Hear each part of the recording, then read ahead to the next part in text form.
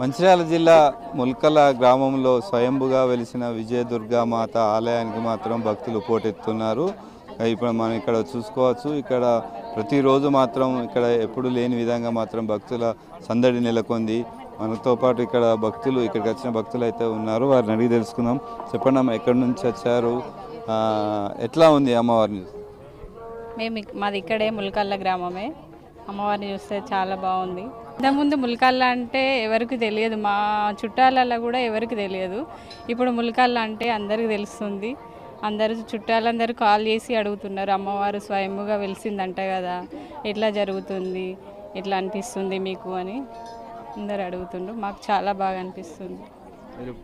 ఎట్లా ఉంది మీ ఊర్లో ఒక జాతరను తలపిస్తుంది ఇక్కడ, ఎట్లా బాగా అనిపిస్తుంది మాకు. స్వామీజీలు వచ్చారు, వాళ్ళు చెప్పారు. చెప్పిన తర్వాత అయ్యగారు వచ్చి చెప్పారు. కానీ బాగా అనిపిస్తుంది మాకు. మా ఊళ్ళో టెంపుల్ లేదు, టెంపుల్ లేదానికి అమ్మవారు వెళ్ళడం వల్ల చాలా బాగా అనిపిస్తుంది. మీరు ఎప్పుడు ఎక్కడి నుంచి వచ్చారు, ఎట్లా ఉంది అమ్మవారి దర్శనం చేసుకున్నారు? మేము మంచిర్యాల ఇక్కడ నుండే వచ్చాము. మేము వేరే దగ్గర స్వయంభూగా వెలిసింది అని అంటే వినడమే కానీ ఇక్కడే ముల్కాలలో ఫస్ట్ టైం చూస్తున్నాం. మా మంచిర్యాలలో స్వయంభూగా అమ్మవారు వెలవడం మాకు చాలా సంతోషంగా ఉంది.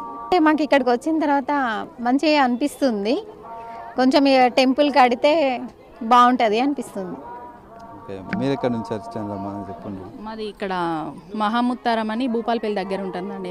మొదటి మేడారం ఉంది కదా, అక్కడ నుంచి వచ్చినాము. ఇక్కడ అమ్మ వాళ్ళు ఉంటారు, అయితే ఇక్కడ వెలిసింది అనేది తెలుసుకొని వచ్చి చూడడానికి వచ్చినాం. ఎట్లా అనిపిస్తుంది అమ్మవారిని చూసి? ఇక్కడ అంటే మన ఇక్కడ విజయవాడకు పోలేని వాళ్ళందరూ కూడా ఇక్కడికి రావచ్చు. ఇక్కడ మారుమూల గ్రామం, ఇక్కడ ఇది ముల్కల్ అంటే ఎవరికి తెలియదు.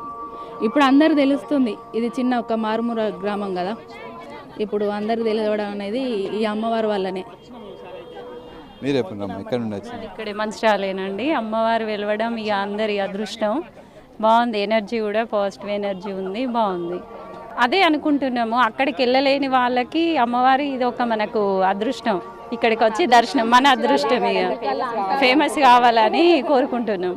కొంతమంది మాత్రం కొంత నెగిటివ్ ప్రచారం చేస్తున్నారు, కావాల్సుకొని విగ్రహాన్ని పెట్టి దాన్ని కొంత చేస్తుంది. దీన్ని మీరు ఏం చెప్తారు? ఇక కొంత పాజిటివ్ ఉంటుంది, కొంత నెగిటివ్ ఉంటుంది. ఇక మన పాజిటివ్ నమ్మే వాళ్ళు పాజిటివ్ నమ్ముతారు, మన నెగిటివ్ తీసుకోవద్దు. ఇక అది నెగిటివ్ అయినా కూడా అమ్మవారు ఆ రూపకంగా కూడా ఇక్కడ వాళ్ళ చేత పెట్టాలనేది కూడా గ్రేటే కదా.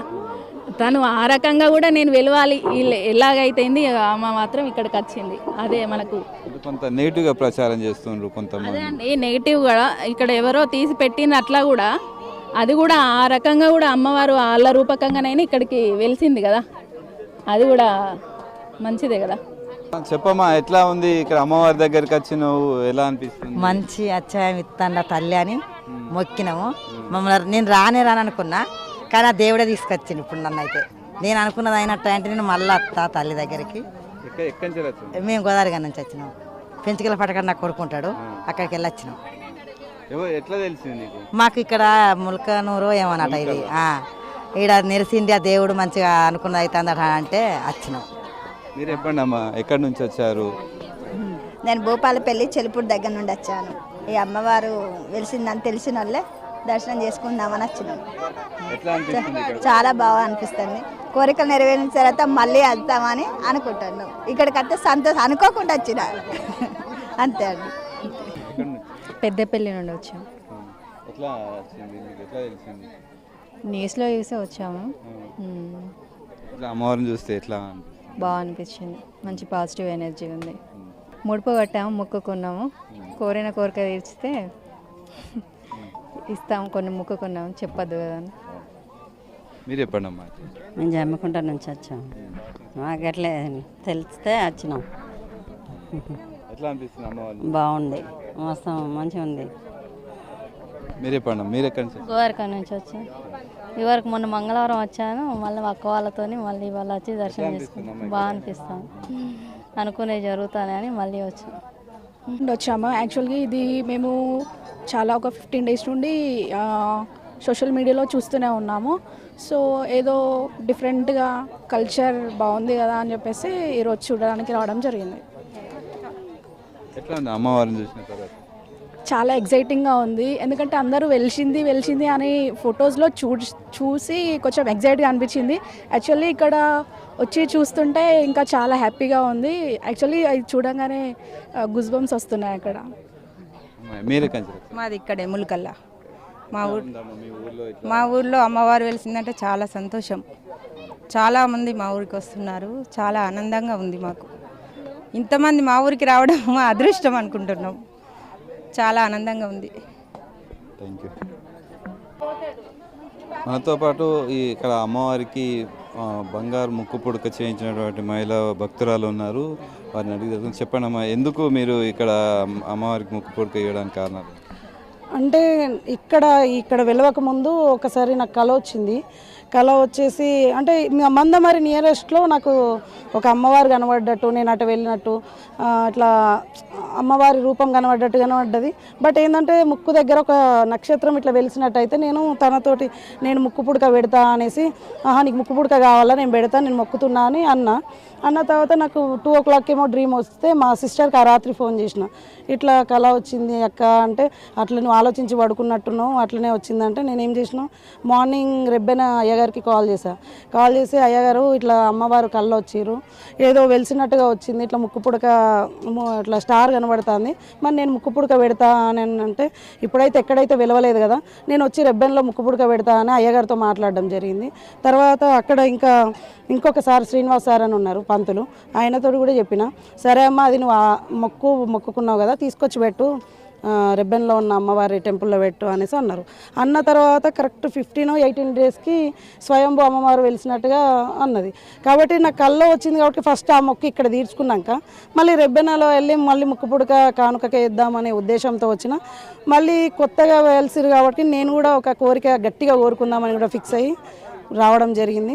అమ్మవారు నా కోరిక నెరవేరుస్తారని కోరుకుంటున్నాను. ఎక్కడి నుంచి వచ్చారు? Bellampalli advocate Sangeetha, Nallula Sangeetha advocate. Thank you. మనతో పాటు ఇక్కడ పూజారి పవన్ శర్మ ఉన్నారు. చెప్పండి, ఎట్లా ఉంది అమ్మవారి వెలిసిన తర్వాత, ఎలా అనిపిస్తుంది?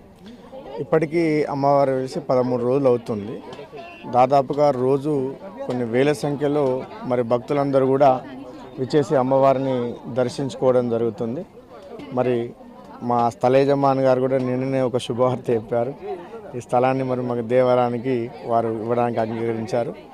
ముందుగా ఈ దేవాలయం అభివృద్ధికి, దేవాలయం నూతన నిర్మాణానికి కూడా మేము ముందుకు వెళ్దామని చెప్పేసి ఈ రోజు నుంచి ఆలోచన చేసుకొని ముందుకు వెళ్ళడానికి ప్రయత్నాలు చేస్తూ ఉన్నాం. మరి భక్తుల సహకారాన్ని కూడా మాకు చాలా ఉంటున్నాయి. ఎందుకంటే దాదాపు ఇక్కడ మీరు చూస్తుంటే చాలామంది కూడా ముడుపులు కడుతున్నారు. మేము అడుగుతున్నాం, అమ్మ ఎందుకు ఇంత కడుతున్నారని చెప్పేసి అడగగానే, స్వామి మేము మా మనసులో ఉన్నటువంటి కోరిక అమ్మవారు తీరుస్తుంది అనేటువంటి ఉద్దేశంతో కడుతున్నామని చెప్పేసి అన్నారు. అప్పటికే ఈ అమ్మవారు వెలిసి ఒక 2-3 రోజులు కాకముందే మనకు కడప దగ్గర నుంచి కానీ, తర్వాత కర్నూలు నుంచి, గుంటూరు నుంచి చాలామంది భక్తులు మాకు అనుకున్నటువంటి కోరికలు ఇన్స్టాగ్రామ్లో చూసి అమ్మవారికి దండం పెట్టుకొని మేము కోరుకుంటే ఆ కోరిక మాకు 24 గంటలు కాకముందే, 2 రోజులు కాకముందే నెరవేరాయి అని చెప్పేసి వాళ్ళు కూడా అక్కడ నుంచి వచ్చి అమ్మవారి దేవాలయానికి కూడా సహాయ సహకారాలు కూడా అందించడం అనేది జరుగుతుంది. ఇప్పుడు ఈ మధ్యకాలంలో చూసుకున్నట్టు 13 రోజులనే దగ్గర మాకు తెలిసి ఒక 60-70 మందికి వాళ్ళ కోరికలు నెరవేరేసి, అంటే ఒక 2 రోజులు, 3 రోజులు, ఒక రోజులో వాళ్ళకు అనుగుణంగా కోరికలు నెరవేరి వాళ్ళు కూడా అమ్మవారి యొక్క దేవాలయానికి సహకరిస్తూ ఉన్నారు.